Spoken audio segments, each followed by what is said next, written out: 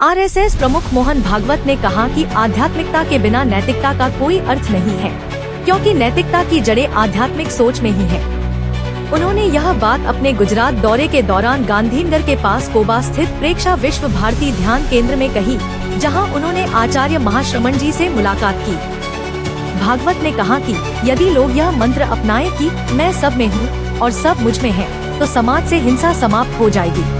उन्होंने बताया कि वे हर वर्ष इस स्थान पर अपनी ऊर्जा पुनः संचारित करने के लिए आते हैं। भागवत ने यह भी स्पष्ट किया कि आरएसएस अपने शताब्दी वर्ष में कोई बड़ा आयोजन नहीं करेगा, क्योंकि संगठन का 100 वर्ष पूरा होना जश्न का नहीं, बल्कि कर्तव्य निर्वहन का प्रतीक है।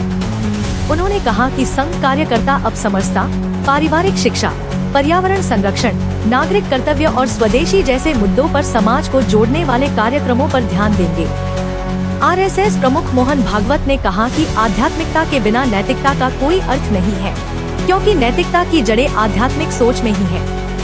उन्होंने यह बात अपने गुजरात दौरे के दौरान गांधीनगर के पास कोबा स्थित प्रेक्षा विश्व भारती ध्यान केंद्र में कही, जहां उन्होंने आचार्य महाश्रमण जी से मुलाकात की।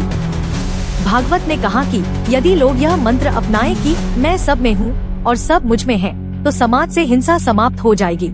उन्होंने बताया कि वे हर वर्ष इस स्थान पर अपनी ऊर्जा पुनः संचारित करने के लिए आते हैं। भागवत ने यह भी स्पष्ट किया कि आरएसएस अपने शताब्दी वर्ष में कोई बड़ा आयोजन नहीं करेगा, क्योंकि संगठन का 100 वर्ष पूरा होना जश्न का नहीं, बल्कि कर्तव्य निर्वहन का प्रतीक है। उन्होंने कहा कि संघ कार्यकर्ता अब समरसता, पारिवारिक शिक्षा, पर्यावरण संरक्षण, नागरिक कर्तव्य और स्वदेशी जैसे मुद्दों पर समाज को जोड़ने वाले कार्यक्रमों पर ध्यान देंगे।